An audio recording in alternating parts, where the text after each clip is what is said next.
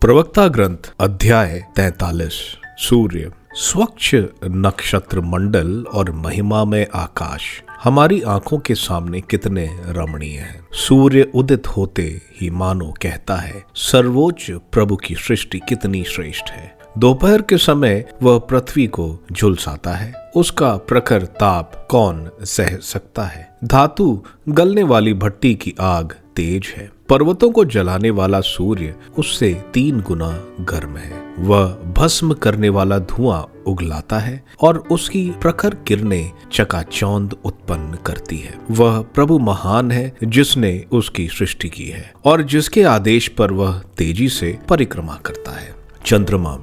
चंद्रमा निश्चित समय पर प्रकाश देता और काल और ऋतु निर्धारित करता है। चंद्रमा के आधार पर पर्व निर्धारित होते हैं, उसका प्रकाश बढ़ता और घटता है। चंद्रमा के अनुसार महीने का नाम रखा जाता है। उसकी वृद्धि और हास उत्पन्न अद्भुत है।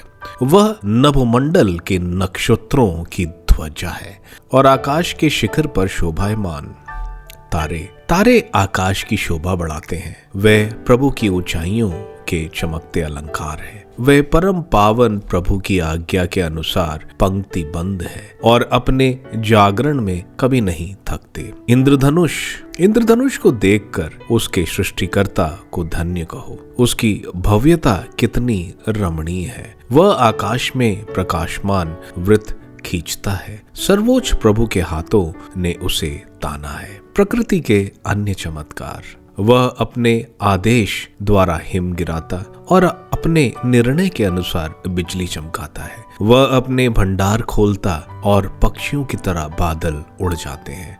वह अपने सामर्थ्य द्वारा बादलों का साधन करता और ओले नीचे गिराते हैं। बिजली की कड़क पृथ्वी को कांपती है, पर्वत उसे देखकर थर्रा उठते हैं। उसके आदेश पर दक्षिणी हवा, उत्तरी की आंधी और भवंडर आता। वह उतरने वाले पक्षियों की तरह हिम गिराता और वह टिड्डी दल की तरह छा जाता है। वह अपने श्वेत सौंदर्य से आंख में चकाचौंध उत्पन्न करता और उतरने पर हृदय को मुग्ध कर देता है। प्रभु नमक की तरह पृथ्वी पर पाला गिराता है, जो जमकर कांटों की तरह नुकीला हो जाता है। ठंडी उत्तरी हवा बहने लगती है और जल की सतह जमा कर बर्फ बना देती है। वह हर जलाशय पर छा जाती और उसे मानो कवच से ढक देती है। लू पर्वतों को खा जाती, मरुभूमि को झुलसाती और हरियाली को आग की तरह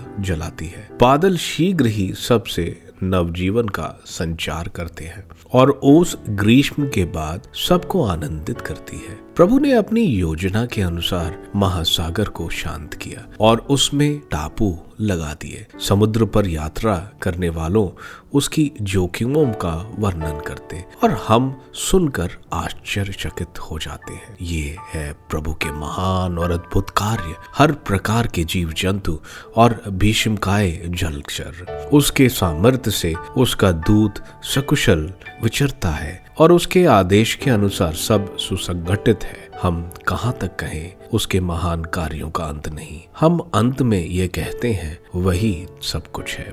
हम उसकी महिमा का वर्णन करने में असमर्थ हैं, क्योंकि वह अपने कार्यों से कहीं अधिक महान है। प्रभु भीषण और अत्यधिक महान है। उसका सामर्थ्य आश्चर्यजनक है। शक्ति भर प्रभु की महत्ता गाओ, क्योंकि वह तुम्हारी स्तुति के परे है। उसकी महिमा शालज्य है। पूरी शक्ति लगाकर उसकी स्तुति करते जाओ। तुम उसका पूरा वर्णन नहीं कर पाओगे। किसने उसे देखा जो उसका वर्णन कर सके? कौन उसके महत्व के अनुसार उसकी महिमा कर सकता है? जो दिखता उससे कहीं अधिक अप्रकट है, क्योंकि हमने उसके कार्यों में से कुछ को ही देखा है। प्रभु ने सब कुछ बनाया है और भक्तों को प्रज्ञा का वरदान दिया है।